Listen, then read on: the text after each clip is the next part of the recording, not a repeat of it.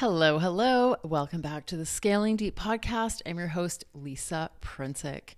And today I am very excited to talk to you all about open or closed enrollment for your membership and help you make a decision on what's best for you, because there's a lot of talk out there and a lot of opinions.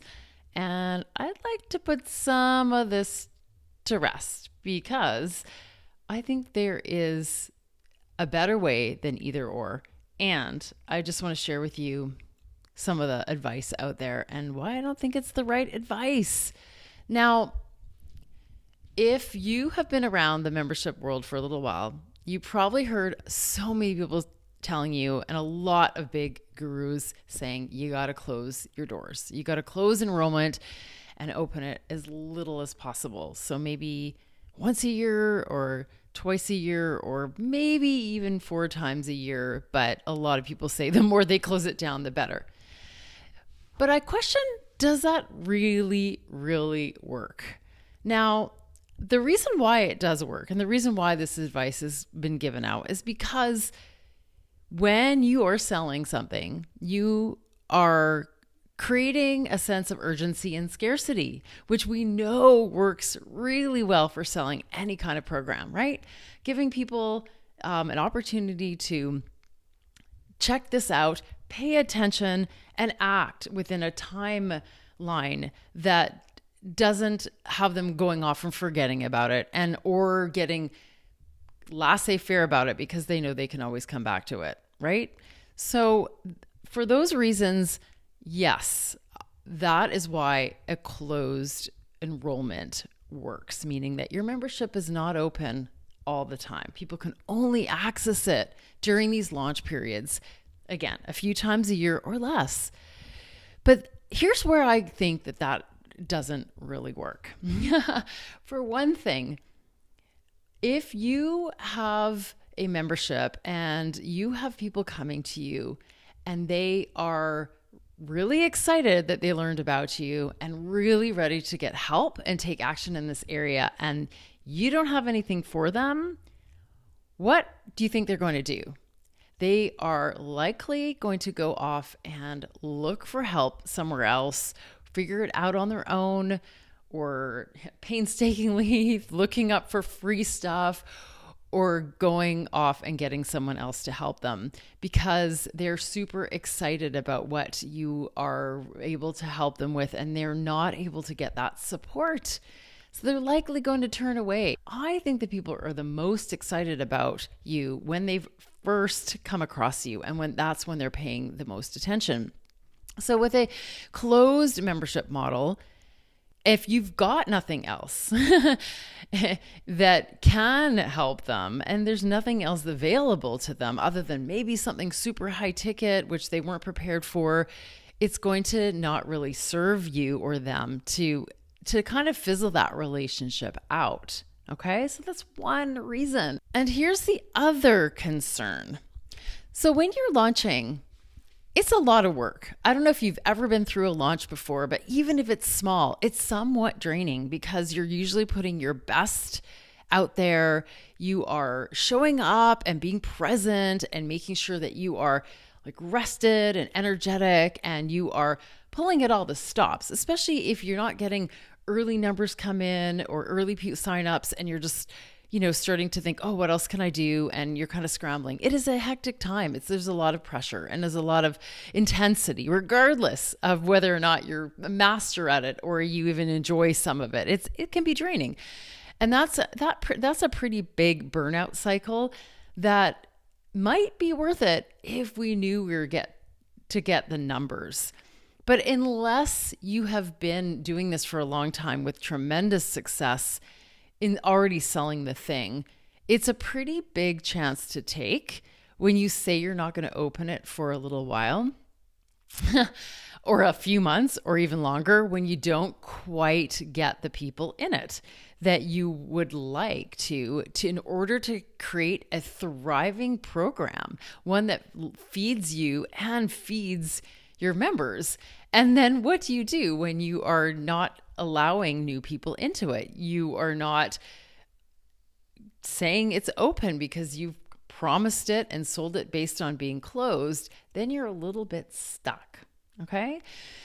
So this is where I really think the evergreen model of open enrollment can come in.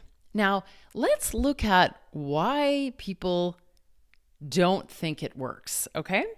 Now, I've been doing tons of research on this and getting loads of input and feedback on this. And the main thing that people say is that you can't create the urgency or the immediacy about like get in now, the scarcity, right? And people will not buy. But maybe that has less to do with your amazing program and your entire approach to sales, and more to do with how you're setting up your invitation into your evergreen, always open membership program, because you can create urgency and scarcity without closing the doors completely and forever and locking yourself into that because you've said that that's what you're going to do.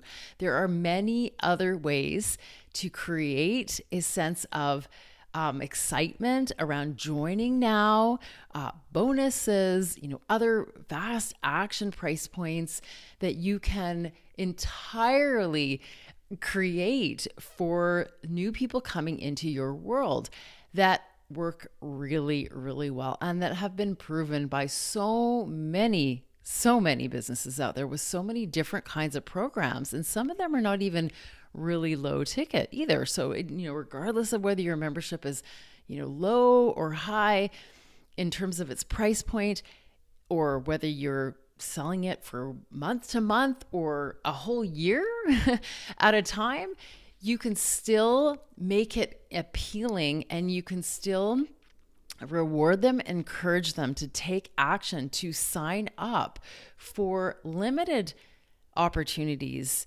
to get in and to buy in without closing it forever, without having your whole business rely on these cycles of launch that require a ton of energy, and that basically you're spending so many months prepping for the launch that it becomes draining and you're not leaving yourself as much time to go and deliver to your members, which is really what you're here for.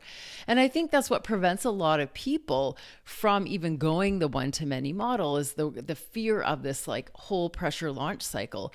Well, what if you were able to create this just amazing funnel that gets people into your world, gives them irresistible opportunities to join and get the help that they need, and also doesn't require a lot of pressure because they can come in and join if they're ready. And if they don't join right away within a limited period of encouragement with bonuses or whatever you decide, they can still get access to it at some later date. Okay. And that is all up to them. And it's the system that you're providing them to get access when they truly need it.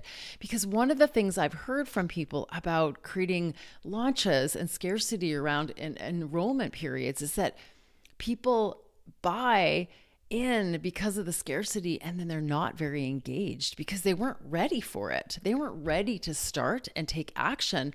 They joined because they thought, well, what if I need this in a month or 2 or 3 and I can't get into it for 6 months or a year? So I need to jump into it now, but they're not ready and they don't take action and they don't get their value. So they either leave, ask for their money back, or just generally feel dissatisfied from working with you. And you never want that.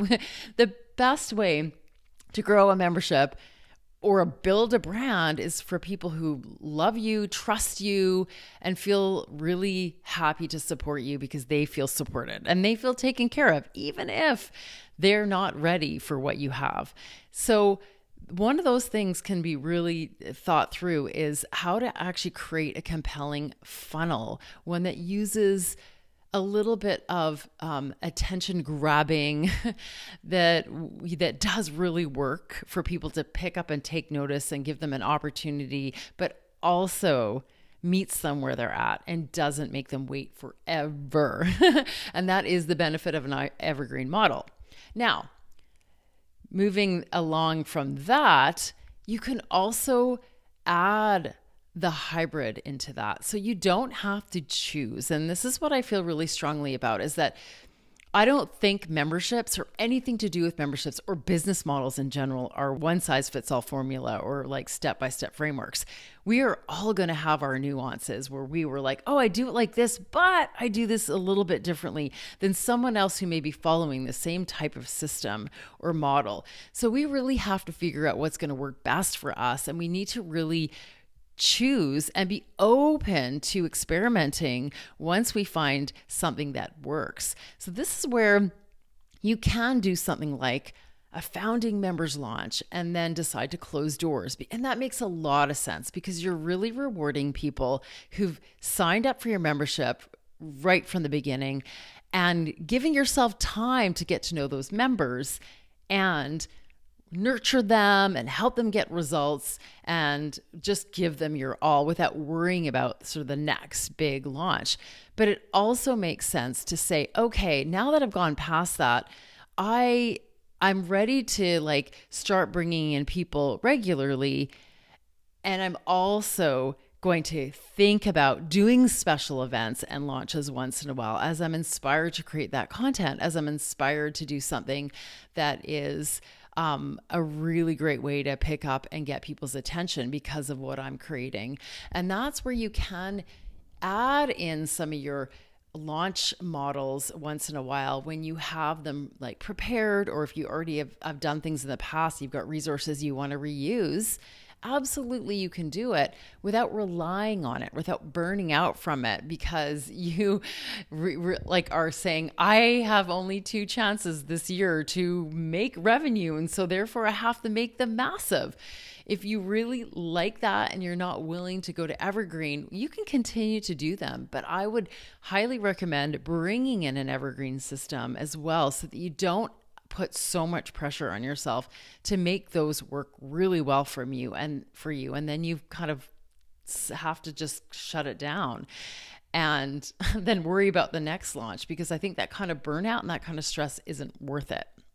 So that's where you can do hybrid. You can have the best of both, but I think not having an evergreen enrollment system is just doing yourself a disservice, because once you set that up and once you know that it starts to work to bring in some people who are ready for it, when they find out about you, you can sit back and start to bring in the recurring revenue that you are really looking for and that your membership is set up for, because you're operating on a self-led kind of journey with people. They are using things when they need it, and they're not running them through a program where everyone needs to start at the same place and end at the same point.